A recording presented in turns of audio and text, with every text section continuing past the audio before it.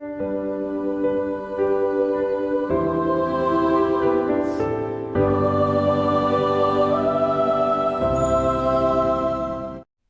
a prince, heir to a kingdom, hiding in a desolate wasteland.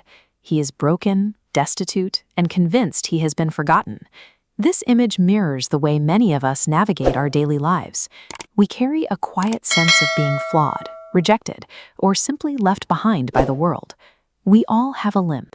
It might be a persistent psychological wound, a public failure, or a trauma caused by someone else's mistake. These unchosen accidents often begin to dictate how we see ourselves.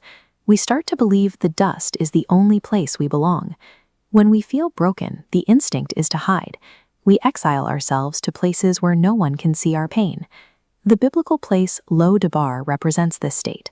Meaning no pasture, it is a dry wasteland where nothing grows. To live here is to exist in fear and anonymity. It is a life of spiritual and emotional poverty, far from any sense of higher purpose. Self-imposed isolation often compounds the damage of the original injury. We trap ourselves in these dry places, miles away from the honor we were born for. This dynamic is captured in the life of a man named Mephibosheth.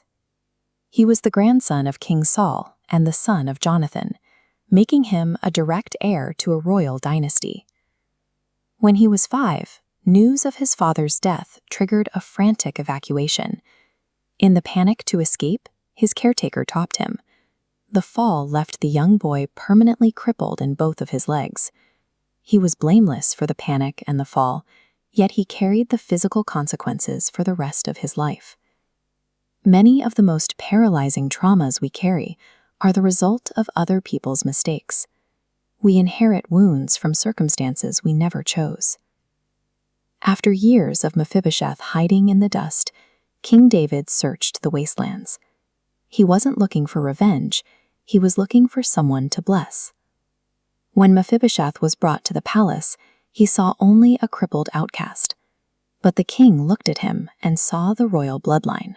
David's favor did not magically heal Mephibosheth's legs. His physical reality, his limp, remained the same. What changed was his position. David decreed that Mephibosheth would dine at the royal table forever. When he takes his seat, the table covers his crippled legs, removing his weakness from the sight of everyone in the room. Grace provides a new status that covers our history without needing to erase the scars. Just as David sought a forgotten man in the dust, grace pursues us in our wastelands. Through Jesus Christ, God is searching for those hiding in their traumas. Accepting this invitation completely overrides earthly disqualifications. Your past failures lose their power to define you the moment you take your seat.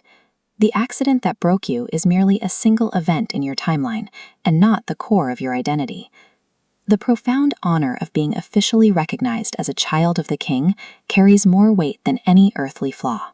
You can choose to leave the dry places of self-exile, reject the idea that you are forgotten, and acknowledge your value as a beloved heir. Personal weaknesses lack the strength to stand against this kind of grace. Release the shame you have been carrying. There is a permanent, secure identity waiting for you.